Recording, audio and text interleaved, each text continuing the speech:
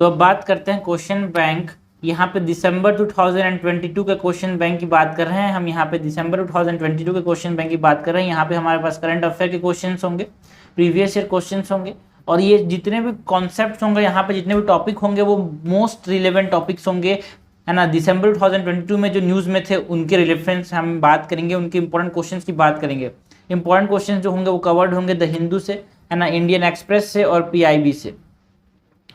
सो पहला नंबर का क्वेश्चन है, consider the following statement with regard to great Indian bustard. देखो ये सदाबहार क्वेश्चन की लिस्ट में आता है। सदाबहार क्वेश्चन का मतलब है कि हर साल क्या हर महीने की न्यूज़ में ग्रेट इंडियन बस्टर्ड न्यूज़ में आता ही आता है, ठीक है। सो हमको बात किसकी करनी है, बात करनी है ग्रेट इंडियन बस्टर्ड की। The great Indian bustard is the state bird of Rajasthan, बिल्कुल सही है। जो ग्रेट इंडियन बस्टर्ड है वो स्टेट बर्ड है किसका, राजस्थान का। और IUCN the international union for conservation of nature red list the status में क्रिटिकली एंडेंजर्ड है, बिल्कुल सही है। जो रेड बस्टर्ड है उसका जो IUCN रेड लिस्ट में कौन सा कैटेगरी के अंदर आता है, कौन सा स्टेटस के अंदर आता है, it is critically endangered and it is kept under the species recovery program under the integrated development of wildlife habitat and, है ना, wild life habitat of the ministry of environment forest and climate change, बिल्कुल सही है।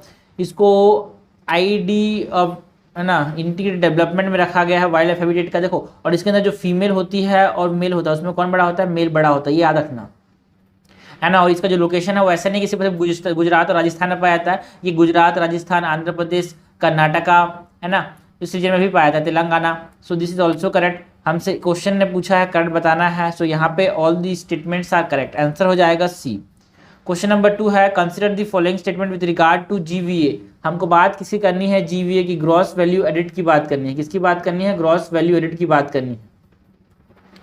While GVA gives a picture of the state of economic activity from the producer side और supply side, the GDP gives the picture from the consumer side और demand side. देखो gross value added जो है, value add किस side होता है भाई, value add कहाँ पे होता है, सप्लाई साइड में ऐड होता है। वैल्यू ऐड कहाँ पे होता है ना, प्रोड्यूसर साइड या फिर सप्लाई साइड में ऐड होता है ना। डोमेस्टिक प्रोडक्शन जो है, कंज्यूम जो हम करते हैं वो डिमांड साइड है। GDP जो होता है, ग्रॉस डोमेस्टिक प्रोडक्ट जो है ना, ये डिमांड साइड है। तो याद रखना, देखो डिमांड, GDP में D आ रहा है, इसका मतलब डोमेस्टिक है, बट इसमें याद रखना डिमांड, D का मतलब डिमांड, ठीक है। तो देखो चीजें याद करने की होती है भाई, है ना, हर आदमी हर चीज को दिमाग में जाता है, बट जो छोटी चीजें हैं जो एग्जाम में काम आती है। GDP में D आ रहा है मतलब it is a demand side, okay, it is a consumer side, consumer, demand, D का मतलब डिमांड, और डिमांड कौन करेगा, कंज्यूमर करेगा। So GDP is a demand side perspective हमको बताता है।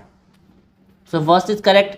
सेकंड है, GVA is defined as the value of output minus the value of intermediate consumption, है ना। क्या ग्रॉस वैल्यू एड को हम कैसे डिफाइन करते हैं भाई, GVA is the output minus the intermediate consumption, ठीक है ना। Output minus intermediate consumption, output minus intermediate consumption is what we call GVA, gross value added, ठीक है ना। कितना ऐड किया वो हमको कैसे पता चलेगा, इंटरमीडिएट कंजम्पशन। जो सपोज हमने टायर बनाया, उस टायर में हमारे पास आउटपुट क्या आया, टायर आया, हमने उसमें क्या डाला था, रबर डाला था, ठीक है, वो इंटरमीडिएट कंजम्पशन था। उसके बाद जब रबर का कॉस्ट और हम लोग जो आउटपुट का कॉस्ट दोनों को माइनस कर देंगे तो ग्रॉस वैल्यू एडेड आ जाएगा, ओके। तो second is also correct. Third है, GVA is susceptible to vulnerabilities. GVA is as susceptible to vulnerabilities from the use of inappropriate or flawed methodologies as other measures, ठीक है ना, बिल्कुल सही है। जो GVA होता है वो ससेप्टेबल होता है, किसके ससेप्टेबल होता है, vulnerabilities, okay, from the use of inappropriate और flawed methodologies as any other measures. मतलब इसमें इनअप्रोप्रिएट मेथोडोलॉजीज का इस्तेमाल किया जाता है। So it is correct. हमसे क्वेश्चन ने पूछा क्या है, करेक्ट पूछा है, करेक्ट हो जाएगा D, all of the above is correct. Question number 3 है, which of the following is not true about the खेल रत्न अवार्ड। हमको बात किसकी करनी है, हमको बात करनी है खेल रत्न अवार्ड की। किसकी, खेल रत्न अवार्ड की। क्वेश्चन का लेवल कैसा है, मीडियम। द खेल रत्न अवार्ड वॉज इंस्टीट्यूटेड इन 1991। जो खेल रत्न अवार्ड था वो 1991 में स्टार्ट हुआ था, है ना, 91-92, and the first recipient was chess legend Vishwanath Anand, बिल्कुल सही है। जो खेल रत्न अवार्ड के पहले जो विजेता थे वो कौन थे, chess legend Vishwanath Anand. Khel Ratna award is highest supporting award given by the ministry of youth affairs. क्या इसको मिनिस्ट्री ऑफ यूथ अफेयर्स देती है क्या, yes. and sports for the spectacular and most outstanding performance in the field of sports by a sports person over a period of 10 years. No, it is given for the period of 4 years. This is incorrect.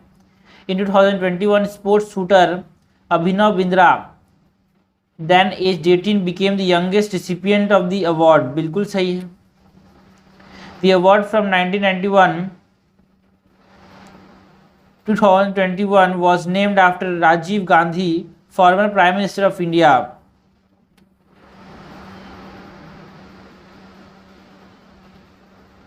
है ना.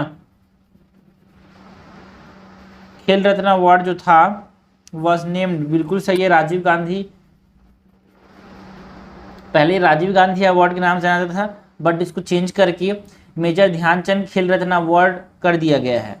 Okay, इस समय news में था, इसीलिए हमसे question पूछा गया है. इनकट हमसे पूछा, इनकट हो जाएगा बी. क्वेश्चन नंबर 4 है, consider the following statement with regard to GM crops in India. हमको बात किसकी करनी है? हमको जीएम क्रॉप्स की बात करनी है. हमको बात किसकी करनी है? हमको बात करनी है जीएम क्रॉप्स की. BT cotton, the only GM crops that is allowed in India, has now और has 2 alien genes from the soil bacterium Bacillus thuringiensis that allows the crop to develop a protein toxic to the common pest pink bollworm. देखो ये गलत है कि सही है? ये सही है भाई. It is the only genetically, उस समय यही था, बट अब जीएम मस्टर्ड भी अलाउड हो गया. ठीक है ना. उस समय के लिए हमसे पूछा गया है, तो याद रखना कि उस समय के लिए हमारे पास, अभी के लिए तो ये गलत हो जाएगा, बट उस समय ये सही था. तो हम दिसंबर की बात करें, दिसंबर करंट अफेयर है ये. Okay. In India the genetic engineering appraisal committee, उस समय भी देखो अलाउड है ना. देखो ये सही है, because it is the only GM crop. ये जो जीएम मस्टर्ड है, उसको जीएम मस्टर्ड को जो जीएसी ने,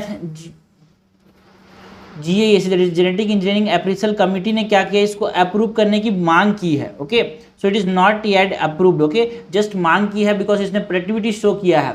बिकॉज इसने क्या किया है? प्रोडक्टिविटी शो किया है. सो इसने रिकमेंड किया है इसको कमर्शियल यूज के लिए, है ना, but it is not yet approved. Okay, so this is first is correct.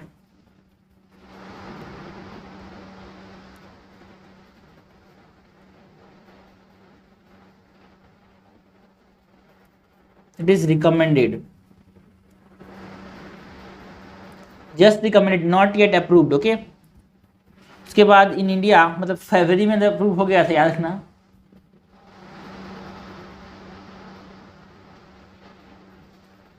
बड़ा आज ये क्वेश्चन आएगा तो इसको गलत मानना भाई. आज ये क्वेश्चन आएगा तो इसको गलत मानना. सेकेंड नंबर है, in India genetic engineering appraisal committee is the apex body that allows the commercial release of GM crop. India के अंदर जो जीएसी है वो कमर्शियल बॉडी है क्या? बिल्कुल सही है. It is the apex body for the commercial allowance. Second है, since the introduction of BT cotton in India is, okay, since the introduction of BT cotton in India in 2002-2003, इस समय recommended किया था, बट देखो फरवरी के अंदर इसको approve कर दिया गया है ना, फरवरी 2023 में.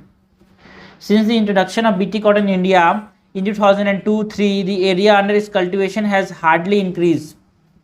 गलत बात है, हार्डली इंक्रीज बोल रहे हैं. नो भाई, बहुत ज़्यादा इंक्रीज हुआ था इसके इंट्रोडक्शन के बाद. तो हमसे क्वेश्चन ने पूछा, इजी है. क्वेश्चन का आंसर क्या हो जाएगा? क्वेश्चन का आंसर क्या हो जाएगा? यहाँ पे देखो, यहाँ पे 1 को करेक्ट माना है. ठीक है, 1 करेक्ट माना है, उस समय नहीं था, इसीलिए आंसर क्या हो जाएगा यहाँ पे, बट इसका आंसर क्या हो जाएगा? 2 ओनली. ठीक है. क्वेश्चन नंबर 5 है, the painting of Bodhisattva Padmapani. हमको बात किसकी करनी है? Bodhisattva Padmapani is one of the most famous end of illustrated painting. ठीक है, तो पद्मपाणि का जो पेंटिंग है वो कहाँ पे, हमसे पूछा है. डिफिकल्ट क्वेश्चन है, 2017 में आया था भाई, डिफिकल्ट क्वेश्चन है, 2017 में आया था. तो बोधिसत्वास जो थे वो किसके रेफरेंस में मिलते हैं? महायान बुद्धिज्म. और बोधिसत्वा पद्मपाणि का जो पेंटिंग है वो हमको अजंता केव्स के अंदर देखने को मिला. कहाँ पे देखने को मिला? अजंता केव्स के अंदर देखने को मिला. क्वेश्चन नंबर 9 है, it is an annual festival celebrated from 1st to 10th of December in north eastern sites. Okay, north eastern site में ये फेस्टिवल को सेलिब्रेट करते हैं, एनुअल फेस्टिवल है. The festival represent all the ethic So all the ethnic group of this state and hence is called as the festivals of festival, festival of festivals, मतलब त्योहारों का त्योहार है ये। इट रिफर्स टू, तो कौन से फेस्टिवल की बात की जा रही है? क्वेश्चन का लेवल कैसा है? क्वेश्चन का लेवल है मॉडरेट। क्वेश्चन का लेवल कैसा है? क्वेश्चन का लेवल है मॉडरेट। तो त्योहारों का त्योहार किसको कहा जाता है? Hornbill festival of Nagaland. कौन सा फेस्टिवल? Hornbill festival. देखो ये न्यूज में था इसलिए हमसे पूछा गया है। Okay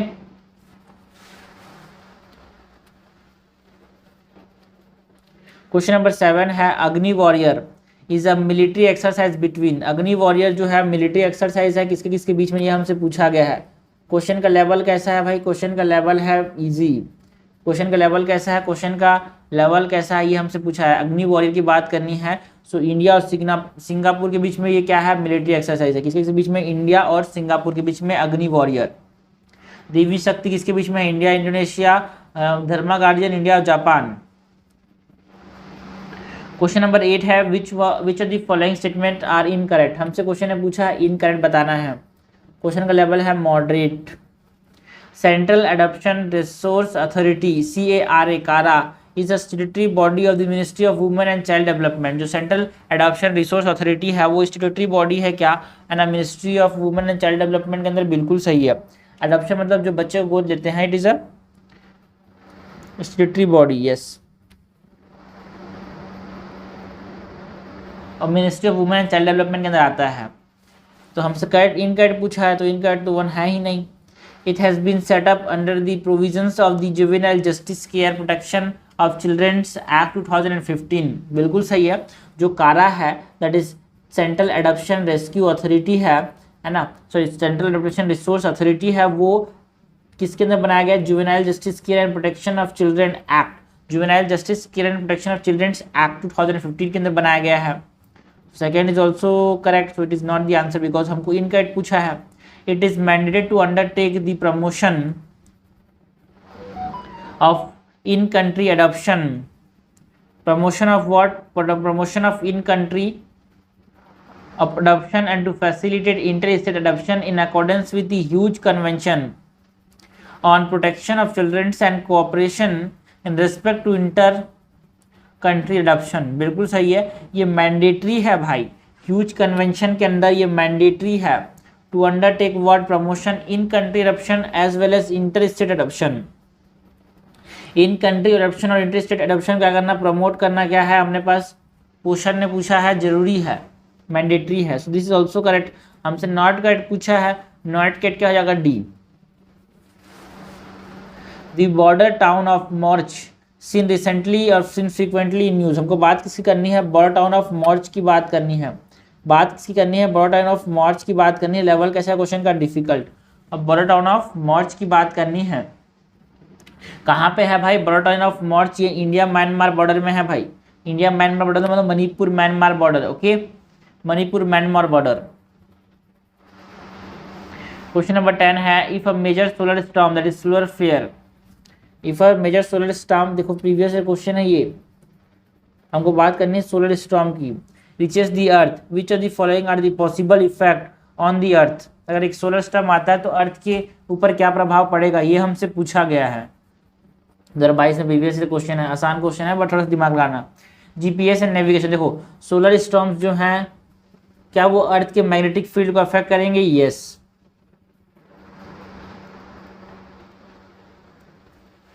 GPS and navigation system could fail because GPS and navigation magnetic field पे काम करते हैं।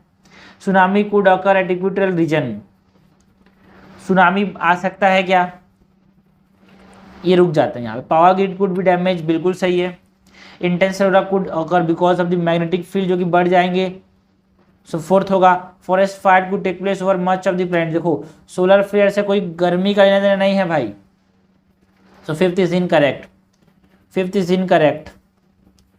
आंसर हो जाएगा 1 3 4 6 7 1 3 4 1 3 4 है ना। Orbit of the satellite could be disturb because वो मैग्नेटिक वेव पे काम करते हैं। And short wave radio communication है ना, इलेक्ट्रोमैग्नेटिक वेव को अफेक्ट करेगा ये है ना। सुनामी का कोई लेना देना नहीं है, फॉरेस्ट फायर का कोई लेना देना नहीं है किससे? सोलर स्टॉर्म से। आंसर हो जाएगा सी। हमसे क्वेश्चन ने करेक्ट पूछा है।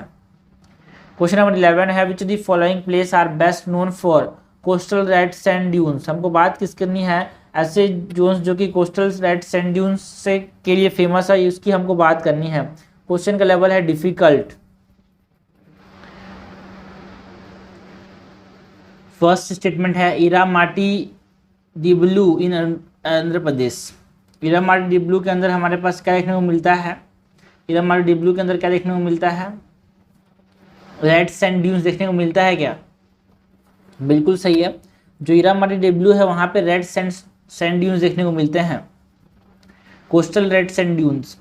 तेहरी डेजर्ट है ना, एक है थार डेजर्ट, एक होता है थेरी डेजर्ट, ठीक है। थेरी डेजर्ट कहाँ पे है, तमिलनाडु के अंदर। और थेरी डेजर्ट में हमारे पास क्या देखने को मिलता है, थेरी डेजर्ट में अपने पास कोस्टल रेड सैंड ड्यून्स देखने को मिलते हैं। एंड पदुबिद्री बीच इन कर्नाटका, यहाँ पे देखने को नहीं मिलता। पूरी बीच तो मैं गया हूँ यार, यहाँ पे तो सफ़ेद सफ़ेद दिखता है, ठीक है। तो करेक्ट हमसे पूछा है, करेक्ट आएगा C 1 and 2 only. Question number 12 है how many of the given statement with respect to Champaner Pavagadh archaeological park are correct. Champaner Pavagadh archaeological park की बात करनी है हमसे, क्वेश्चन ने पूछा है, करेक्ट बताना है। डिफिकल्ट क्वेश्चन है यार। It is included under the UNESCO list of world heritage in danger. क्या चांपनेर को, है ना, उसको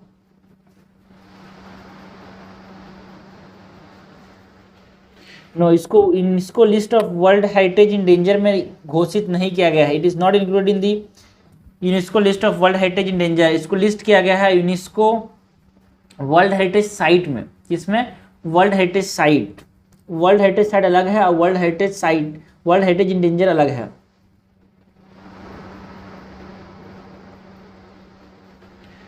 it is a place of worship and a continuous pilgrimage for Buddhist. Okay, एक प्लेस ऑफ वर्शिप है एंड कंटिन्यूअस पिलग्रिमेज साइट है Buddhism के लिए। बिल्कुल सही है क्या है, no it is not correct because it is not a continuous pilgrimage site for Buddhist, it is a continuous pilgrimage site for Hinduism. इसमें कालिका माता टेम्पल है यहाँ पे, ठीक है। So it is not for Buddhism, it is for Hinduism.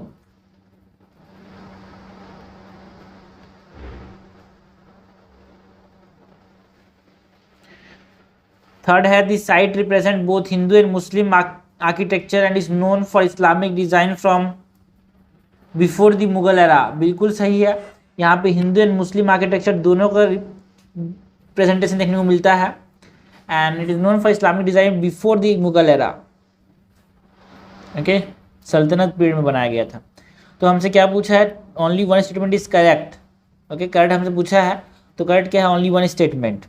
Question number 13 है which among the following statement best describe B-21 raider. B-21 raider के बारे में बात करना है जो कि न्यूज़ में था। Okay, Russian unmanned combat air vehicle, no, B-21 Raider ये नहीं है। It is a long range strike stealth bomber. Okay, it is a long range strike stealth bomber developed with nuclear capabilities for the US air force, ठीक है ना। B-21 raider जो है वो US air force ने बनाया है। Long range strike stealth bomber है ये। क्वेश्चन नंबर 14 है consider the following statement with respect to EOS 06। हमको बात किसी करनी है, EOS 06 की बात करनी है। ये न्यूज़ में था क्या, बिल्कुल सही। It is N ocean observation satellite. EOS 06 क्या है, एक ओशियन ऑब्जर्वेशन सैटेलाइट है क्या। Okay, no, it is a ARGOS। Okay, it carried the ARGOS। What is ARGOS, what is ARGOS। ARGOS का मतलब क्या है, तो उसके बारे में हमको पूछा है कि ये स्टेटमेंट्स को बताना कि सही कि गलत है, ठीक है ना। EOS 06 की बात करनी है। So it is N ocean observation satellite, बिल्कुल सही है। ये थर्ड जनरेशन इंडियन सैटेलाइट है ना। EOS 06 वो कि ओशियन को ऑब्जर्व करता है and it payload are of great significance to India's blue economy aspiration, बिल्कुल सही है। इसका पे लोड जो है वो हमारे ब्लू इकोनॉमी को बहुत ज़्यादा अफेक्ट करेगा, बहुत ज़्यादा काम आएगा हमारा।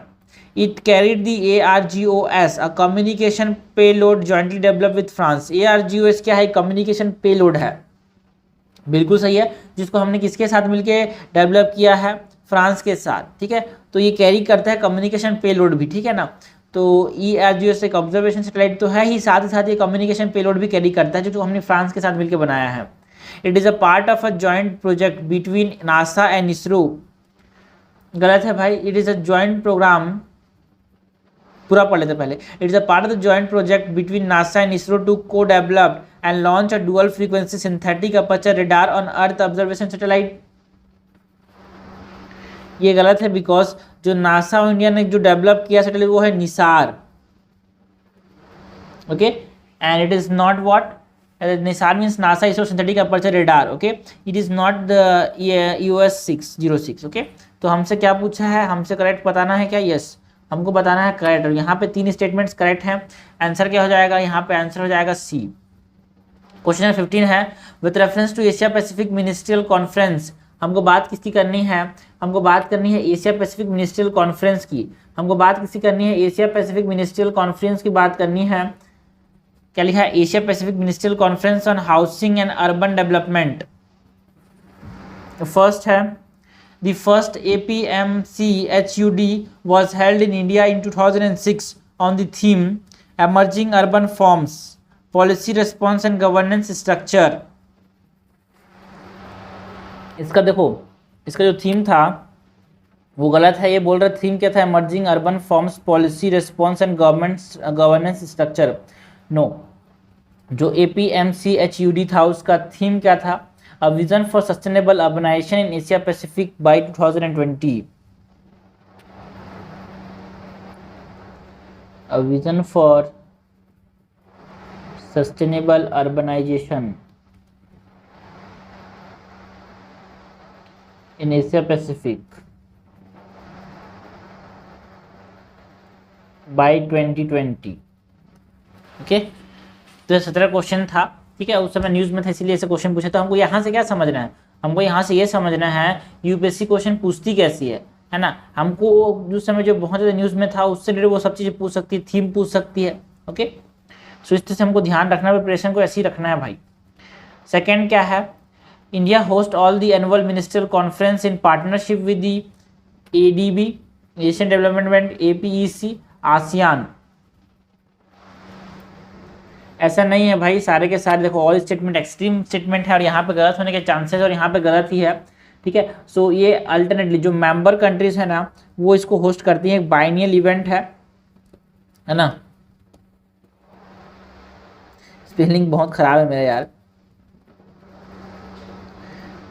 छोड़ो, 2 टाइम्स इवेंट है और ये जो है ना ऑल द मिनिस्टर, ठीक है। तो यहाँ बाद इसके बाद यहाँ पे इंपॉर्टेंट ये है कि इंडिया, इसके जो मेंबर कंट्रीज हैं वो इसको होस्ट करते हैं, मेंबर कंट्रीज जो है इसको होस्ट करते हैं। कौन होस्ट करता है इसको, मेंबर कंट्रीज होस्ट करते हैं। बाइनियल का मैं स्पेलिंग तो लिख रहूँगा, देखना BIENNIAL स्पेलिंग आ गया। करेक्ट हमसे पूछा है, करेक्ट यहाँ पे कोई सा भी नहीं, आंसर हो जाएगा डी। आंसर क्या हो जाएगा, डी। क्वेश्चन नंबर 16 है, how many the following volcanoes sit along the Pacific ring of fire. Ring of fire में कौन कौन से वॉल्केनोस यहाँ पे हमको देखने को मिलेंगे। लेवल कैसा है क्वेश्चन का, लेवल कैसा है भाई, क्वेश्चन का डिफिकल्ट क्वेश्चन है, लेवल कैसा है क्वेश्चन का, डिफिकल्ट, ओके। तो हमारे पास कौन कौन से यहाँ पे माउंट अपने पास volcanoes Pacific ring of fire में देखने को मिलेगा। देखो ये जो सेंट हेलिना है ना, सेंट हेलिना है वो देखने को मिलेगा क्या पैसिफिक रिंग ऑफ फायर में, बिल्कुल सही है, ठीक है। हमको जो ताल वॉल्केनो है क्या ये देखने को मिलेगा, बिल्कुल सही है। माउंट सिमरू भी देखने को मिलेगा। माउंट इताहा जो है ना, माउंट इताहा जो है वो हमको कहाँ पे देखने को मिलेगा, it is in Italy. Mount Etna is in Italy, okay. So यहाँ पे only three of the volcanoes are seen along the Pacific ring of fire. Question number 17 है, Tiangong recently seen in the news. Tiangong एक term है, हमसे पूछा है Tiangong मतलब क्या होता है, न्यूज़ में था। ऐसे क्वेश्चन तो यूपीएससी पूछती है, बताओ भाई तियांगोंग क्या होता है। So it is a Chinese space station, a Chinese space station being build in low earth orbit. Tiangong क्या है, एक चाइनीज स्पेस स्टेशन है जो कि किस में बनाया गया है, लो अर्थ ऑर्बिट में। It is not a lunar exploration mission.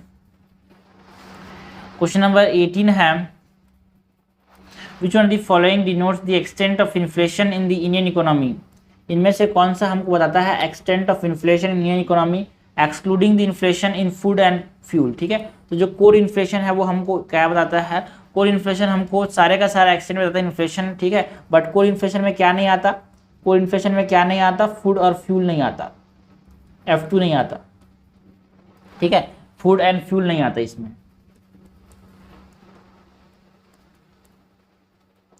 Question number 19 है, how many of the following is are correctly matched. हमसे पूछा है करेक्टली मैच कौन कौन सा है। क्वेश्चन का लेवल कैसा है भाई, क्वेश्चन का लेवल डिफिकल्ट है, क्वेश्चन का लेवल कैसा है, डिफिकल्ट है। ओके, सी पोर्ट प्रोजेक्ट्स और स्टेट, वंधवन प्रोजेक्ट जो है ना, वो कौन से स्टेट के साथ हमने बनाया है, वंधवन प्रोजेक्ट। कौन सा प्रोजेक्ट, वंधवन प्रोजेक्ट जो है वो महाराष्ट्र के साथ बनाया है, बिल्कुल सही है। विझहिनंजम, विझहिनंजम जो पोर्ट है ना, विझहिनंजम जो पोर्ट है हमने किसके साथ मिलकर बनाया है, विझहिनंजम पोर्ट जो है वो हमने किसके साथ मिलकर बनाया है भाई, बिल्कुल सही है। क्या, तमिलनाडु के साथ, नो, इसको केरला के साथ, त्रिवंतपुरम कैपिटल के बाद आसपास है ये। ठीक है, विझहिनंजम, देखो जहाँ पे आम आए तो वहाँ पे तमिलनाडु केरला हो सकता है, but it is not Tamil Nadu, it is Kerala. Vizhinjam port जो है वो केरला के साथ मिलकर बनाया है। ताडडी पोर्ट, ताडडी पोर्ट जो है, ताडडी पोर्ट प्रोजेक्ट जो है हमसे करेक्टली मैच पूछा है ना, ताडडी जो पोर्ट प्रोजेक्ट है वो हमने किसके साथ मिलकर बनाया है, कर्नाटक के साथ मिलकर बनाया है। क्या, इसको कर्नाटक के साथ मिलकर बनाया है, बिल्कुल सही है। जो ताडडी पोर्ट प्रोजेक्ट है उसको कर्नाटक के साथ मिलकर बनाया है। सागर पोर्ट प्रोजेक्ट जो है वो हमने कहाँ किसके साथ मिलकर बनाया है, मतलब सागर आइलैंड जो है ना, वेस्ट बंगाल है ना, उसमें बनाया गया है, सागर आइलैंड इन वेस्ट बंगाल। तो इससे बेसिक जो आसपास थोड़ा बड़ा पता होना तो आप एलिमिनेट करके एग्जाम में आप सॉल्व कर सकते हो। सही आंसर। क्वेश्चन नंबर 20 है, what is the application of somatic cell nuclear transfer. जो सोमैटिक सेल न्यूक्लियर ट्रांसफर है उसका एप्लीकेशन की बात करनी है। Application of what, somatic cell nuclear transfer technology. ठीक है, लेवल कैसा है, मीडियम है भाई। ठीक है, तो इसका एप्लीकेशन देखो बहुत न्यूज़ में था, reproduction of the cloning of an animal. Somatic cell nuclear transfer का हम इस्तेमाल कहाँ पे करते हैं, बायोडिग्रेडेबल वेस्ट, जेनेटिक इंजीनियरिंग के रेफरेंस में न्यूज़ में था भाई। ठीक है, तो जेनेटिक इंजीनियरिंग के रेफरेंस में भी हमारे पास इसकी बात होती है, reproduction of cloning, reproductive cloning of an animal. एक एनिमल को क्लोन करने के लिए हम सोमैटिक सेल न्यूक्लियर ट्रांसफर का काम करते हैं। देखो शाम से मिल रहा है, सोमैटिक सेल का न्यूक्लियस का ट्रांसफर कर दिया। क्वेश्चन 21 है, the Asia Pacific employment and social outlook 2022 report was released by. Asia Pacific social outlook, employment and social outlook जो रिपोर्ट है 2022 का, उसको किसने रिलीज किया है ना, उसको किसने रिलीज किया, ये हमसे पूछा गया है। 2021 में 2022 का करंट अफेयर है ये। तो इंटरनेशनल लेबर ऑर्गेनाइजेशन क्या करती है, एम्प्लॉयमेंट के बारे में कौन बात करेगा, अबाउट द लेबर फोर्स। ठीक है, लेबर ऑर्गेनाइजेशन जो है वो एम्प्लॉयमेंट के बारे में बात करेगा। भाई जो लेबर होगा वही तो एम्प्लॉयड होगा। मैं एक तरीका बता रहा हूँ, याद कैसे रखा जाए एग्जाम में, आपको थोड़ा बहुत किससे पता चले कि स्ट्राइक कैसे करके, हाँ इसको मैंने पढ़ा है, क्या हो जाएगा। बहुत सारे रिपोर्ट्स होंगे, बहुत सारे ऑर्गेनाइजेशन होंगे, बट आपको चीज़ें छोटी मोटी निमोनिक्स टाइप के बना के रखने के, हाँ याद आ जाए भाई। सो जो लेबर ब्यूरो है वो क्या करती है, Asia Pacific employment and social outlook report को पब्लिश करती है। कौन सा, labour, international labour organisation ILO। Question number 22 है, consider the following statement with respect to the monetary policy committee. हमको बात किसकी करनी है, हमको MPC की बात करनी है, मॉनेटरी पॉलिसी कमिटी की बात करनी है। हमसे क्या पूछा गया है यार, हमसे कैट पूछा गया, हमसे क्या पूछा गया, कैट पूछा गया, क्या पूछा गया, कैट पूछा गया। The governor of the reserve bank of India is the chairperson of the MPC, बिल्कुल सही है। जो गवर्नर है वो क्या होता है, चेयरपर्सन होता है MPC का, that is monetary policy committee का। MPC determine the policy repo rate required to achieve the inflation target, बिल्कुल सही है। देखो MPC जो है वो गवर्नमेंट ऑफ इंडिया 1934 को अमेंड करके बनाया गया है। इसमें 6 मेंबर्स होते हैं, 3 from the RBI, 3 from the reserve bank of India. और इसमें जो डिसीजन लिया जाता है वो कंसेंसस से लिया जाता है। ठीक है, the decision of the monetary policy committee shall be binding on the bank and the forum and the quorum for the meeting. देखो इसका क्वोरम कितना होता है, 3 मेंबर्स बोल रहे हैं, no the quorum is 4 members, the quorum is 4 members, याद रखना। द क्वोरम क्या है, 4 मेंबर। MPC का क्वोरम बहुत इंपॉर्टेंट है, लोग इसको मिस कर जाते हैं, बट ये MPC का क्वोरम क्या है, 4 मेंबर्स। हमसे क्या पूछा है, कैट पूछा है, कैट हो जाएगा यहाँ पे A। सिर्फ तो क्वेश्चन बनाने जरूरी होते हैं, बट आप पढ़ के ये सब चीज़ को सॉल्व नहीं कर सकते यार, कुछ चीज़ें जो आपको क्वेश्चन बनाने से ही समझ आती है। क्वेश्चन नंबर 23 है consider the following statements the World Bank defines the extreme poor as those living on less than 1.90 a day. Extreme poor कौन किसको बोलता है World Bank? Extreme poor World Bank उसको बोलता है जो कि किसके नीचे $2.15 पर पर्सन। रिसेंटली वर्ल्ड बैंक ने इसको अपडेट किया सितंबर 2022 में, और जो पहले था कि $1.90 अ डे जो कम कमा रहा है वो गरीब है, उसको अपडेट करके $2.15 पर डे कर दिया, ओके, पर person per day. So this is incorrect. The extreme poverty line is based on 2017 purchasing power parity, बिल्कुल सही है। जो एक्सट्रीम पॉवर्टी लाइन है वो किस पे बेस्ड है? 2017 में जो पीपीपी रिलीज हुआ था उसके पे बेस्ड है। करेक्ट हमसे पूछा गया है भाई, करेक्ट यहाँ पे क्या हो जाएगा? करेक्ट हो जाएगा 2 ओनली। क्वेश्चन नंबर 24 है which country is not among the first largest spender और among the 5 largest spenders in military expenditure in 2021, है ना। जो 5 लार्जेस्ट स्पेंडर्स हैं मिलिट्री के अंदर, उसमें से कौन सा कंट्री नहीं है 2021 के अंदर, ये हमसे पूछा गया है। सो फ्रांस जो है वो लार्जेस्ट नहीं है।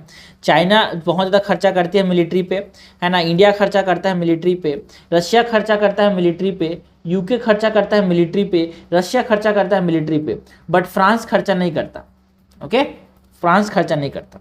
क्वेश्चन नंबर 25 है which of the following is not a bird. हमसे पूछा है नॉट अ बर्ड। देखो ये प्रीवियस ईयर क्वेश्चन है भाई, ये क्या है? ये प्रीवियस ईयर क्वेश्चन है, ठीक है। सो गोल्डन महसीर, क्या गोल्डन महसीर एक बर्ड है? क्या गोल्डन महसीर एक बर्ड है? नहीं है। गोल्डन महसीर क्या है? गोल्डन महसीर जो है फिश है, फिश है। बाकी Indian nightjar is a bird, है ना, spoonbill is a bird, white ibis is a bird. बाकी जो गोल्डन महसीर है वो क्या है? फिश। 26 है with respect to kangaroo court. हमको बात किसी करनी है, बात करनी है कंगारू कोर्ट की। Which of the following statement is are correct? Correct हमसे पूछा गया है, कंगारू कोर्ट न्यूज़ में था। It is an unauthorised court not sanctioned by law. Kangaroo court जो है वो अनऑथराइज्ड कोर्ट है क्या? बिल्कुल सही है, एक अनऑथराइज्ड कोर्ट है जिसको सैंक्शन नहीं करता law. Kangaroo court is inequitable, बिल्कुल सही है।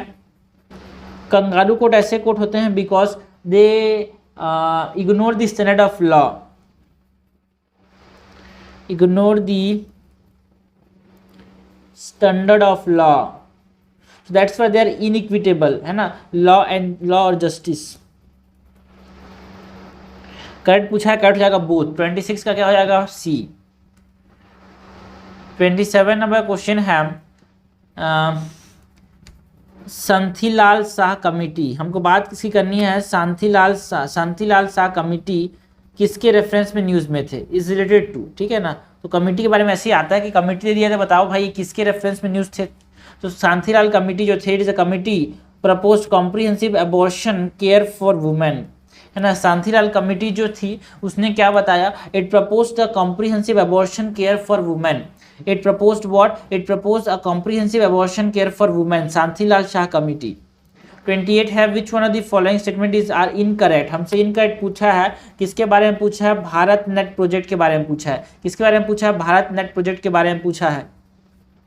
The objective is to provide internet connectivity in the rural and remote areas. Bharat net का ऑब्जेक्टिव क्या है? रिमोट एरिया में इंटरनेट प्रोवाइड करना, बिल्कुल सही है ना। तो हमसे इनकरेक्ट पूछा तो फर्स्ट होगा ही नहीं। The entire project is being funded by the Universal Service Obligation Fund, बिल्कुल सही है। इसका जो पूरा का पूरा खर्चा है ना, इसका पूरा का पूरा जो खर्चा है वो कौन लेगा? यूनिवर्सल सर्विस ऑब्लिगेशन फंड लेगा, ठीक है ना। और इसको इम्प्लीमेंट कौन करेगा? इसको इम्प्लीमेंट करेगा Bharat Net, okay, RailTel and power grid. Question number 3 है, स्टेटमेंट नंबर 3 है the project is a centre state collaborative project with the state contributing free rights of way for stabilising the optical fibre network, बिल्कुल सही है। ये एक centre state collaborative project का example है। तो हमसे करेक्ट पूछा है, सॉरी इनकरेक्ट पूछा, इनकरेक्ट यहाँ पे कोई नहीं होगा, आंसर क्या हो जाएगा? 28 का डी। 29 है कंसिडर द फॉलोइंग पेयर। कुछ बैटल्स दिए हैं एंड किसके किसी बीच में लड़ा गया था, ये हमको बताना है। बैटल ऑफ हाइडेस्पस, बैटल ऑफ हाइडेस्पस किसके किसके बीच में लड़ा गया था भाई? बच्चे बच्चे को पता है क्या? हाँ बिल्कुल, अलेक्जेंडर और पोरस के बीच में लड़ा गया था बैटल ऑफ हाइडेस्पस, है ना, इन 326 BC, जिसमें कौन जीता? अलेक्जेंडर जीत गया। बैटल ऑफ बालीग्राम, बैटल ऑफ बालीग्राम किसके किसके बीच में लड़ा गया था? हुमायूं और शेरशाह के बीच में, बिल्कुल सही है, हुमायूं और शेरशाह के बीच में लड़ा गया था, जिसमें कौन जीता? जिसको बैटल ऑफ कन्नौज भी बोलते हैं, ठीक है ना। बैटल ऑफ कन्नौज में कौन जीता? शेरशाह सूरी जीता, है ना, और उसको भगा दिया।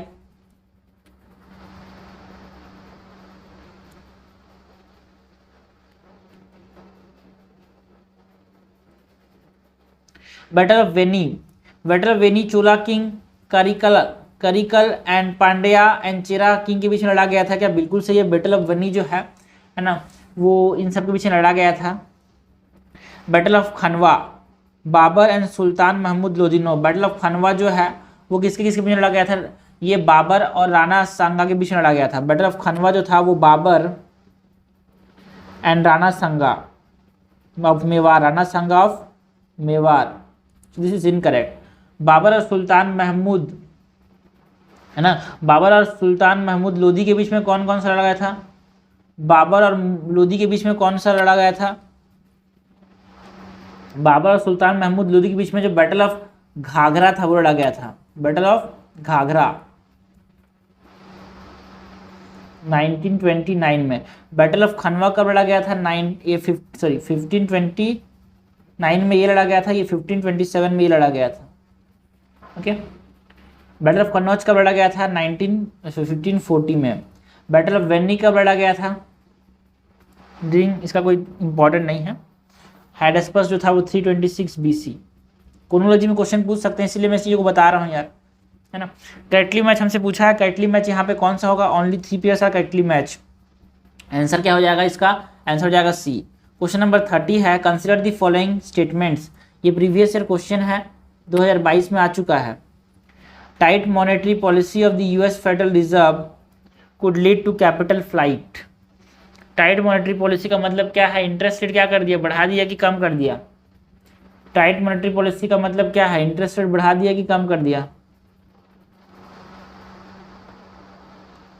है ना। इंडिया से जो होगा कैपिटल वहाँ चला जाएगा, बिकॉज वो मनी को सप्लाई को बढ़ाना, मनी को क्या करना चाहता है? अब्जॉर्ब करना चाहता है, तो अपने इंटरेस्ट रेट क्या करेगा? बढ़ा देगा। तो लोग उसके बाद ज़्यादा अपने बैंक के इंटरेस्ट को बढ़ा देगा, मतलब लोग उसके बैंक में ज़्यादा पैसे रखेंगे, तो इंडिया से पैसे निकाल के उसके बैंक में रख देंगे। सो यहाँ से कैपिटल फ्लाइट हो जाएगा, यहाँ का पैसा उड़ जाएगा, उधर चला जाएगा। सो this is correct.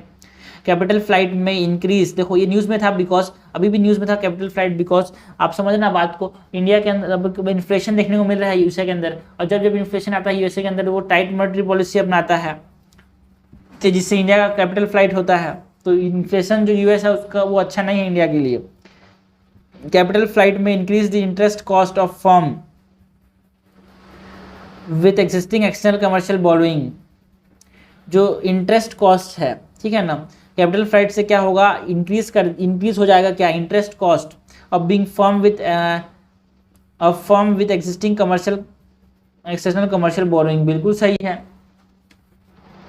Money supply कम हो जाएगा सिस्टम में, जब सिस्टम मनी सप्लाई कम हो जाएगा तो जो एग्जिस्टिंग एक्सटर्नल कमर्शियल बोरोइंग्स है उनका इंटरेस्ट कॉस्ट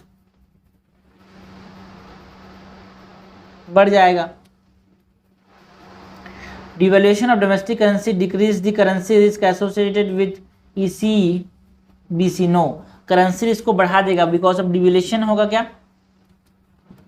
ये गलत है, बिकॉज जो डोमेस्टिक करेंसी का डिवैल्यूएशन है ना, वो एक्सटर्नल कमर्शियल बोरोइंग का कुछ इफेक्ट नहीं करेगा, बिकॉज जो एक्सटर्नल कमर्शियल बोरोइंग्स होते हैं वो फॉरेन करेंसी के अंदर होते हैं, वो फॉरेन करेंसी में होते हैं, ठीक है। तो devaluation of currency does not associated with the risk of currency risk with ECBs, दिमाग में ये रखना, बिकॉज जो एक्सटर्नल कमर्शियल बोरोइंग होते हैं वो फॉरेन करेंसी में होते हैं, तो हमारा डोमेस्टिक करेंसी डिवैल्यू अगर हो रहा है तो इसका कोई फायदा, उसका कोई नुकसान नहीं होगा। करेक्ट हमसे पूछा है, करेक्ट हो जाएगा A 1 and 2 ओनली। करेक्ट हमसे पूछा है, करेक्ट हो जाएगा A 1 and 2 ओनली। क्या होगा? 1 and 2 ओनली। क्वेश्चन नंबर 31 है, the constitution amendment act which granted citizen a fundamental right to form cooperative societies. तो 97 कॉन्स्टिट्यूशनल अमेंडमेंट एक्ट जो है वो क्या करती है? फंडामेंटल राइट प्रोवाइड करती है। किसको फंडामेंटल राइट प्रोवाइड करती है? सिटीजन्स को, to form cooperative societies. Okay, article 19 के अंदर है, देखो फंड। अब बात कर लेते हैं हमारे पास कोऑपरेटिव सोसाइटीज के बारे में कहाँ कहाँ बात किया गया है। आर्टिकल 19 में बात किया गया कोऑपरेटिव्स के बारे में, है ना। आर्टिकल 43B में बात किया गया है कोऑपरेटिव्स के बारे में, ठीक है, बिल्कुल सही है। उसके बाद पार्ट 9B में बात किया गया है कोऑपरेटिव सोसाइटीज के बारे में। देखो आर्टिकल 343ZH से ZT तक, 243ZH to 243ZT, तो ये थोड़ा रेफरेंस में पता होना चाहिए आप। तो इन कट में आप इसको मत कर सकते हो, इससे चीज़ें पता हो जाए तो आप इन कट हमको बता सकते हो। पार्ट 9 डील्स विद पंचायती राज ना, उसीलिए उसमें आपको बता सकते हैं। क्वेश्चन 32 है, consider the following statement. Khundiya wildlife sanctuary is a wildlife sanctuary and an elephant reserve situated in Andhra Pradesh. क्या ये सही है? बिल्कुल सही है। जो खुंदिया वाइल्ड लाइफ सेंचुरी है वो कहाँ पे है? एक वाइल्ड लाइफ सेंचुरी भी है और एलिफेंट रिजर्व भी है, ये आंध्र प्रदेश के अंदर है, बिल्कुल सही है। The Indian elephant is the state animal of Andhra Pradesh. No, Andhra Pradesh का जो स्टेट एनिमल है वो क्या है? ब्लैक बक। आंध्र प्रदेश का जो स्टेट एनिमल है वो क्या है? Black buck, not Indian elephant.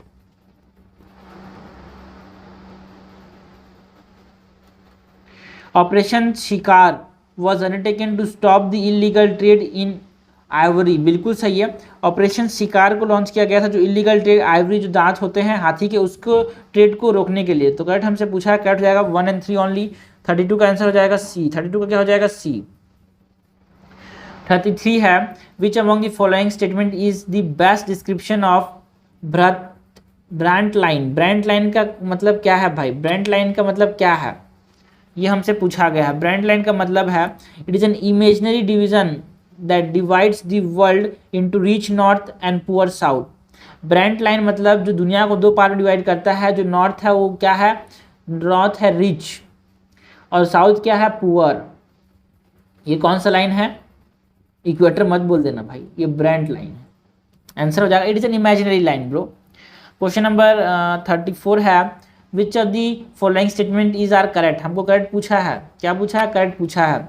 Gamma ray burst are massive but extremely bright high energy short gamma radiation which get released when massive stars collapse और डाई इन द यूनिवर्स। बिल्कुल सही है यार, बिल्कुल सही है। क्या? बिल्कुल सही है। The energy associated with GRB that is gamma ray burst is manifold larger than what our sun can emit in the entire lifetime. बिल्कुल सही है। ये देखो ऐसे क्वेश्चन टेस्ट सीरीज में आते हैं, इसीलिए आपको समझना कि भाई जो न्यूज़ में थे उसी से रिलेटेड करंट अफेयर मैगजीन कर लोगे ना तो मैक्सिमम क्वेश्चन टेस्ट सीरीज में हो जाएंगे। क्वेश्चन नंबर 35 है, consider the following statement. Previous year question है ये, 2022 में आया था। अ bill amending the constitution requires a prior recommendation the president of India. क्या अमेंडमेंट, जो देखो कॉन्स्टिट्यूशनल अमेंडमेंट बिल को इंट्रोड्यूस करने के लिए प्रायर रिकमेंडेशन की जरूरत नहीं पड़ती। ये बहुत इंपॉर्टेंट पॉइंट है जो कि आपको पता होना चाहिए। The constitutional for the introduction of constitutional amendment bill there is no need of prior recommendation because article 368 बोलता है भाई, that talks about the amendment of the constitution. When a constitutional amendment bill is presented to the president of India, it is obligatory for the president to give his assent। बिल्कुल सही है, obligatory है। Constitutional amendment bill को जब president के सामने पेश किया जाता है तो उसको साइन करना ही पड़ेगा। यही तो बोलते हैं रबर स्टैंप है भाई, प्रेसिडेंट के पास कुछ पावर है ही नहीं। A constitutional amendment bill must be passed by both the house or both the Lok Sabha and Rajya Sabha with special majority and there is no provisions of joint sitting। बिल्कुल सही है, special majority से पास करना चाहिए and that is more than 2/3 of the member present and voting. और ये joint sitting का कोई प्रोविजन नहीं है मनी बिल और कॉन्स्टिट्यूशनल अमेंडमेंट बिल के अंदर। तो करेक्ट हमसे पूछा है, करेक्ट हो जाएगा बी। करेक्ट हो जाएगा B 2 and 3 only. Question number 36 है, कंसिडर द फॉलोइंग स्टेटमेंट। हमसे क्वेश्चन ने पूछा है correct. Article 127 of the Indian constitution proposes that when a quorum of permanent जजेस is needed to continue or hold a Supreme Court session, the President can nominate a High Court judge as an ad hoc Supreme Court judge for a specified time। ये सही है कि गलत है ना? It is गलत because not the President can nominate, okay? The chief justice of India can nominate a high court जज as ad hoc supreme. जब कोरम चाहिए ना परमानेंट जजेस का, तो हमारे पास हाई कोर्ट के जजेस को भी यहाँ पे नॉमिनेट कर सकते हैं सुप्रीम कोर्ट में। ओके, यही आर्टिकल 127 में दिया गया है। पावर किसके पास है? It is in the hand of the chief justice of India, है ना। बट कंसेंट जरूरी है प्रेसिडेंट का और chief justice of high court का, जहां से जज उठा रहा है वो। This is incorrect. The ad hoc जज in India carries all the power, authorities and advantages and the obligations of the supreme court जज। बिल्कुल सही है। एडहॉक जज जिसको बनाया गया है हाई कोर्ट का, वो सब के सब पावर होगा, उसके पास अथॉरिटीज होगा, एडवांटेज होगा, जो कि सुप्रीम कोर्ट जज के पास होता है। करेक्ट हमसे पूछा है, करेक्ट हो जाएगा बी। क्वेश्चन 37 है which of the following statement about the wildlife protection act 1972 is are correct. हमको बात किसकी करनी है? वाइल्ड लाइफ प्रोटेक्शन एक्ट 1972 की बात करनी है। इसके बारे में हमको बताना है कि करेक्ट क्या है। क्या बताना है? करेक्ट क्या है। फर्स्ट है the act provide for the protection of the country's wild animal, birds and plant species in order to ensure environment and ecological security. बिल्कुल सही है। The National Board for Wildlife, that is NBWL, National Board for Wildlife, and the National Tiger Conservation Authority were constituted as a statutory organization under the provisions of the Act. बिल्कुल सही है। जो wild life protection act है उसके अंदर किसको किसको बनाया गया? That is national board for wild life, इसको बनाया गया, and national tiger conservation authority बनाया गया। नेशनल टाइगर कंजर्वेशन अथॉरिटी बनाया गया, दोनों को बनाया गया वाइल्ड लाइफ प्रोटेक्शन एक्ट 1972 के अंदर। Schedule 6 of the Act consists of animals that are considered as vermins which can be hunted. No, which देखो ये गलत है, बिकॉज वर्मिन्स के बारे में यहाँ पे बात किया गया था स्केड्यूल नंबर 5 के बारे में, ठीक है ना। जो स्केड्यूल नंबर 5 है talks about vermins, schedule number 5 talks about vermins, और जो स्केड्यूल नंबर 6 है ना, it contains plants that are forbidden for cultivation. Schedule number 6 contain plants that are forbidden for cultivation.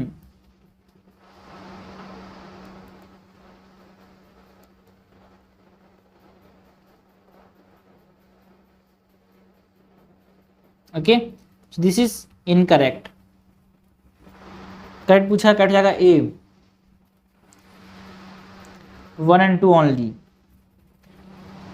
Question number 38 है which of the following Central Asian country is not part of international north south transport corridor। देखो international north south transport corridor को किसी किसी बीच में है, India Russia के बीच में है। इसमें से पूछा है not the part. Okay, not the part सबसे इंपॉर्टेंट है, ये पता होना चाहिए भाई। देखो इसके अंदर हमारे पास कौन कौन से मेंबर्स हैं आपको ये पता होना चाहिए, और कौन कौन से मेंबर्स नहीं है आपको ये पता होना चाहिए। तो नहीं है कौन? तुर्कमेनिस्तान। पहले ज़्यादा है कौन कौन से हैं, ठीक है। तो मेन फाउंडिंग मेंबर कौन है? इंडिया, ईरान और रशिया तो होना ही होना है, ठीक है। इसके अंदर तुर्कमेनिस्तान नहीं है, ठीक है ना। इसके अंदर अजरबैजान है, आर्मेनिया है ना, कजाकिस्तान है, किर्गिस्तान है, ठीक है, तजाकिस्तान है। तुर्कमेनिस्तान नहीं है, तजाकिस्तान है, टर्की है, यूक्रेन है, बेलारूस है, ओमान है, सीरिया है ना, और बुल्गारिया जो है वो ऑब्जर्वर मेंबर है। तो ये सब चीज़ें आपको पता होना चाहिए। तुर्कमेनिस्तान नहीं है ना, कजाकिस्तान, किर्गिस्तान, तजाकिस्तान है, तुर्कमेनिस्तान नहीं है। क्वेश्चन नंबर 39 है consider the following statement. The constitution of India has laid down the technical criteria for a party to be recognised as a national party. क्या constitution के अंदर ये mention है भाई technical criteria? No, it is not in mention in the constitution यार, है ना। State party, ये नेशनल पार्टी किसको बताएंगे? ये कहाँ पे बताया गया? ये इलेक्शन कमीशन ऑफ इंडिया ने बताया है। First is incorrect. A political party would be considered as a national party if it is recognized in 4 or more state or if its candidate। National party का कम से कम definition याद रखना। National party कब बोलेंगे? If it is recognized in 4 और more state, more than 4 more states, और if its candidate polled at least 6% of total valid votes in any 4 or more state in the last Lok Sabha or Assembly election and has at least 4 MPs in the last Lok Sabha polls, or if it has won at least 2% of the total seat in the Lok Sabha from not less than 3 states। तो बहुत complicated है, but याद होना चाहिए भाई, इसको कुछ नहीं कर सकते, दीवार में लिख लो यार, इसके अलावा कुछ चीज़ का तरीका नहीं है। तो इसको आप पॉइंट वाइज में कर सकते हो। देखो मैं पॉइंट वाइज करता हूँ तो आपको थोड़ा याद रहने के चांसेस हैं। तो पहला क्राइटेरिया क्या है, इसके 3 क्राइटेरिया हैं। पहला क्या है, रिकॉग्नाइज्ड एज 4 और मोर स्टेट, अगर इसको रिकॉग्नाइज कर दिया गया है ना 4 या फिर मोर स्टेट में, पहला क्राइटेरिया। तीसरा क्राइटेरिया है at least 2% total seat Lok Sabha election में मिलता है इसको, एटलीस्ट 2%। लोकसभा इलेक्शन में एटलीस्ट 2% सीट मिलता है, ठीक है।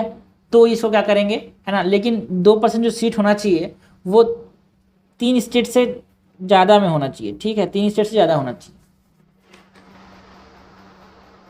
और दूसरा सबसे मुश्किल है, and a candidate polled at least 6% total valid vote in 4 और मोर स्टेट। 6% वैलिड वोट, है ना, कहाँ पे, 4 और मोर स्टेट्स, ये था, ठीक है। ये लोकसभा और लेजिस्लेटिव असेंबली इलेक्शन, लोकसभा और लेजिस्लेटिव असेंबली इलेक्शन, है ना। And it candidate at least 4 MPs, ठीक है ना। अगर इस पार्टी के 4 MP हैं, 4 MP हैं लोकसभा में, तो उसको नेशनल पार्टी बोल देंगे। 6% of the valid vote plus ये 6% of the valid vote plus ये, थोड़ा सा दिक्कत है बट 2 दिन बाद समझना, पढ़ना और फिर सही हो जाएगा यार, ठीक है, लिखना हो जाएगा। क्वेश्चन नंबर 40 है, consider the following pairs country an important reason for being in the news, ठीक है। तो चांद क्यों न्यूज़ में था, चांद को हमको बताना है, चांद न्यूज़ में क्यों था यार। Setting a permanent military base by China, भाई चाइना का चांद में कोई मिलिट्री बेस है ही नहीं। Guinea, suspension of constitution and government by military, बिल्कुल सही है, गिनिया न्यूज़ में था बिकॉज कॉन्स्टिट्यूशन को सस्पेंड कर दिया गया और वहाँ पे गवर्नमेंट किसका आ गया, मिलिट्री का, मतलब डिक्टेटरशिप आ गया। Lebanon, severe and prolonged economic depression, Lebanon में बहुत ज़्यादा इकोनॉमिक डिप्रेशन आ रहा है, इसीलिए न्यूज़ में था। Tunisia, suspension of parliament by president, बिल्कुल सही है। ट्यूनीशिया में क्या हुआ, पार्लियामेंट को सस्पेंड कर दिया गया, किसके द्वारा, प्रेसिडेंट के द्वारा। करेक्टली मैच पीछा है, करेक्टली मैच यहाँ पे 3 है। क्वेश्चन नंबर 41 है, information under the right to information act 2005, बात करनी है राइट टू इंफॉर्मेशन एक्ट 2005 की। Include the following, right to information act के अंदर कौन कौन से इंफॉर्मेशन आते हैं ये हमको पूछा गया है। रिकॉर्ड्स आते हैं, बिल्कुल सही है। ईमेल्स आते हैं, बिल्कुल सही है। ओपिनियंस आते हैं, बिल्कुल सही है। लॉग बुक्स आते हैं, सैंपल्स आते हैं, आंसर हो जाएगा डी। क्वेश्चन नंबर 42 है, which among the following plant is are categorise as critically endangered. Critically endangered plant कौन सा है IUCN डाटा लिस्ट में? मिजोट्रोपिस पैलिटा, मिजोट्रोपिस पैलिटा जो है वो किसके अंदर आता है, क्रिटिकली एंडेंजर्ड के अंदर आता है क्या, बिल्कुल सही है। फ्रीटियोलेरा, फ्रीटियोलेरा सिरोसा, फ्रीटियोलेरा सिरोसा जो है वो वल्नरेबल के अंदर आता है। ओके देखो ये न्यूज़ में थी ये स्पीसीज दिसंबर के अंदर, तो ऐसा अचानक से कोई किसी टपका देगी तो आपको गलती से 1-2 बार पढ़े होगे, एग्जाम में याद नहीं आता है ना। So Meizotropis pellita is a critically endangered species, Fritillaria cirrhosa is a vulnerable species and Dactylorhiza hatagirea, Dactylorhiza hatagirea क्या है, Dactylorhiza hatagirea is an endangered species. So हमसे कैट पूछा है, कैट हो जाएगा यहाँ पे ए। 42 का क्या हो जाएगा ए, 42 का क्या हो जाएगा ए। 43 है, which among the following statement is best description of supplementary grant. Supplementary grant के बारे में हमको बताना है यहाँ पे। It is a grant for meeting N unexpected demand upon the resource of India when an account और the magnitude of the indefinite character of the service or the demand cannot be stated with the detail or ordinary given in the budget। देखो भाई supplementary grant क्या होता है, supplementary grant नहीं है, ये additional grant है। अनएक्सपेक्टेड डिमांड जो है ना, ये क्या है, एडिशनल ग्रांट है। एंड सप्लीमेंट्री ग्रांट मतलब एग्जाम में सप्लीमेंट्री लेते हैं ना, उसी प्रकार का है। It is a grant when an amount authorised by the parliament through the appropriation act for the particular service और the current financial year is founded to be insufficient. Yes, insufficient मिल रहा है। तो ये देखो, हमारा जब कॉपी सप्लीमेंट्री हम कब लेते हैं एग्जाम में, जब हमारा कॉपी इनसफिशिएंट हो। ओके, एडिशनल एक्सपेंडिचर का मतलब है यहाँ पे एडिशनल ग्रांट। अनएक्सपेक्टेड डिमांड मतलब कौन सा ग्रांट? अनएक्सपेक्टेड डिमांड के लिए जो ग्रांट है उसको बोलते हैं वोट ऑफ क्रेडिट। क्या बोलते हैं? Vote of credit. Okay, question number 44 है, consider the following statements. The concept of single citizenship is borrowed from the British constitution. बिल्कुल सही है। The citizenship of India can be acquired in 4 ways. Indian citizenship को हम 4 तरीके से ले सकते हैं क्या? हाँ, नो, हम 5 तरीके से ले सकते हैं। 4 तरीके से नहीं, हम 5 तरीके से इंडियन सिटीजनशिप ले सकते हैं। By birth, by acquisition of a territory, by descent, registration and naturalisation. तो एक्विजिशन को भूल जाते हैं लोग, ठीक है ना।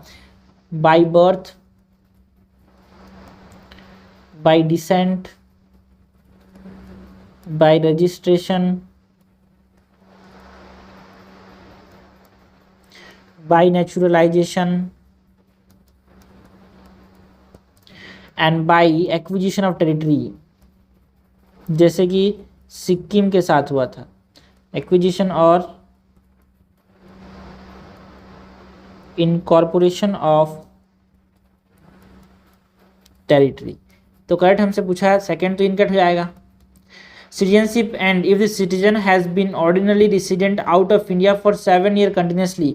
कोई आदमी 7 साल से बाहर रह रहा है इंडिया के अंदर, तो क्या सिटीजनशिप खत्म हो जाएगा? बिल्कुल सही हो जाएगा, खत्म हो जाएगा। आंसर हो जाएगा सी, 1 and 3 ओनली। 44 का क्या हो जाएगा? सी। 45 है, the world second tallest statute in sitting pose of Ramanuja. Second tallest statute in sitting pose of Ramanuja was inaugurated by the prime minister of India at Hyderabad recently. देखो, ये ऐसे प्रीवियस ईयर क्वेश्चन, देखो ये प्रीवियस ईयर क्वेश्चन न्यूज़ में इसीलिए आ गया। तो ये सब कहाँ से आएगा? आप जब करंट अफेयर बनाओगे ना, टेस्ट सीरीज बनाओगे ना, आप जब मंथली करंट अफेयर के क्वेश्चन बनाओगे तो ऐसा मिलता है भाई क्वेश्चन, तब जाके आपके दिमाग में क्लिक करता है ये। विच one of the following statement correctly represent the teaching of Ramanuja. अब हमको बात किसकी करनी है? टीचिंग ऑफ रामानुजा की बात करनी है। रामानुजा बोलते थे कि best means for salvation was devotion, bhakti. अपने पास ना अलवार इन्फ्लुएंस था इनका, ठीक है ना। अलवार मतलब ये विष्णु के भक्त थे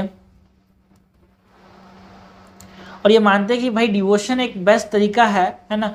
मतलब अपने आप को भगवान के चरणों में रख देना, उनके ऊपर चले जाना, मतलब उनके बोले तो उनमें लीन हो जाना is the best way to get salvation, मोक्ष।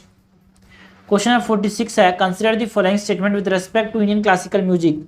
हमको बात किसकी करनी है? हमको बात करनी है इंडियन क्लासिकल म्यूजिक की। लेवल कैसा क्वेश्चन का? डिफिकल्ट है। Veena and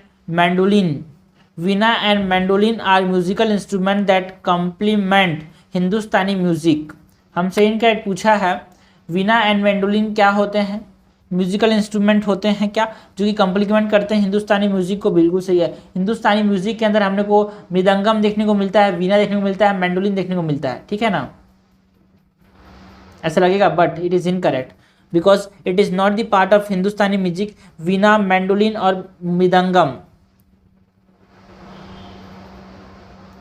they are the part of the Carnatic music. Okay, इसीलिए आप जनरली देखना जो साउथ में जो डांस करते रहते हैं, फिर जो म्यूजिक सीखते हैं, उनके हाथ में हमेशा वीणा रहता है because it is part of the Carnatic music. Both Hindustani and Carnatic music use tanpura to signify the pitch. क्या दोनों तनपुरा का इस्तेमाल करते हैं? बिल्कुल सही है। The history of Indian music can be derive from नाट्य शास्त्र रिटन बाई भरता मुनि। बिल्कुल सही है, नाट्य शास्त्र से हमारे पास जो हिस्ट्री है वो मिल जाता है, और जो जिसको लिखा गया था भरता मुनि। हमसे इनकरेक्ट पूछा भाई, इनकरेक्ट यहाँ पे एक ही स्टेटमेंट है, तो आंसर हो जाएगा ए। क्वेश्चन नंबर 47 है, great Indian hornbill in the state. Okay, great Indian hornbill is the state bird of how many the following state. ठीक है, ग्रेट इंडियन हॉर्नबिल किस स्टेट का स्टेट बर्ड है, ये हमसे पूछा गया है। क्वेश्चन का लेवल कैसा है? मीडियम। तो हॉर्नबिल जो है ना वो अरुणाचल प्रदेश और केरला का अपने पास स्टेट बर्ड है, ठीक है, अरुणाचल प्रदेश और केरला का, नागालैंड का नहीं है, सिक्किम का नहीं है, तमिलनाडु का नहीं है। लोग सोचेंगे हॉर्नबिल फेस्टिवल तो तमिलनाडु के अंदर नागालैंड के अंदर बनाया जाता है, तो क्या नागालैंड का स्टेट बर्ड हो जाएगा ये? नहीं है भाई, स्टेट बर्ड इसका नहीं है ये। Answer is C, that is 2 only, state bird of Kerala Arunachal Pradesh. 48 है मला पंदरम, मलम पंदरम ट्राइब। हमको बात किसकी करनी है? हमको बात करनी है मलम पंदरम ट्राइब, रिसेंटली इन न्यूज़, ठीक है, बिलोंग टू विच स्टेट। देखो जैसे हमारे पास ट्राइब होता है, न्यूज़ में होता है, उसको पूछ लिया था कि भाई ये किस स्टेट के हैं, तो मला पंदरम ट्राइब जो है वो किस स्टेट के हैं। देखो नाम में समझ आ रहा है, द्रम है ना, डू, ये सब केरला के होते हैं, तो केरला फिर तमिलनाडु के, तो तुक्का भी लगाना, तो ऐसे तुक्का लगाना भाई तमिलनाडु केरला के बीच में। तो आप समझना, हर चीज़ आपको पढ़ी हुई चीज़ें नहीं, आगे बढ़ कुछ चीज़ आपको गैस करनी पड़ेगी, कुछ चीज़ें आपको common sense, because the UPSC want person with common sense and general awareness यार। क्वेश्चन नंबर 49 है how many of the given statement is are incorrect. हमसे क्वेश्चन नंबर पूछा है, इनकरेक्ट बताना है, ठीक है। क्वेश्चन नंबर हमसे क्वेश्चन पूछा है, इनकरेक्ट बताना है। India is among the largest producer of millet in the world and account for over 50% of the global millet production. क्या इंडिया लार्जेस्ट प्रोडक्शन है? करता तो है, but it not account for 50% of the global production, it account for 41% of the global production. तो percentage important है, क्योंकि ये बहुत ज़्यादा न्यूज़ में था, because now it is international year for millet यार, तो क्वेश्चन आ सकता है, चांसेस है ऐसे घुमा घुमा के, बट परसेंटेज इंपॉर्टेंट नहीं होता, बट ये इंपॉर्टेंट है, ये टॉपिक इंपॉर्टेंट है, उसके लिए तो हर चीज़ पता होना चाहिए।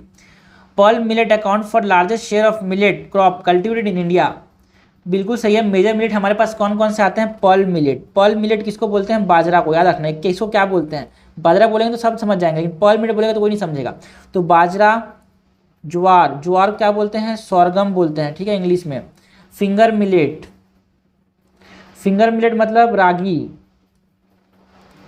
इसको मांडुआ भी बोलते हैं या फिर रागी बोलते हैं, ठीक है। This are what, this are the major millets, okay. So इसमें पर्ल मिलेट, पर्ल मिलेट मतलब बाजरा जो है वो 61% मिलेट प्रोडक्शन को बताता है, सोरगम 27% को बताता है, एंड फिंगर मिलेट जो है 10% को बताता है, ठीक है। सो ये बिल्कुल सही है सेकंड वाला। Millet are resilient to climate change and are photo insensitive. Millet जो होते हैं ना, they are resilient to climate change, बिल्कुल सही है। अब फोटो इनसेंसिटिव होते हैं मतलब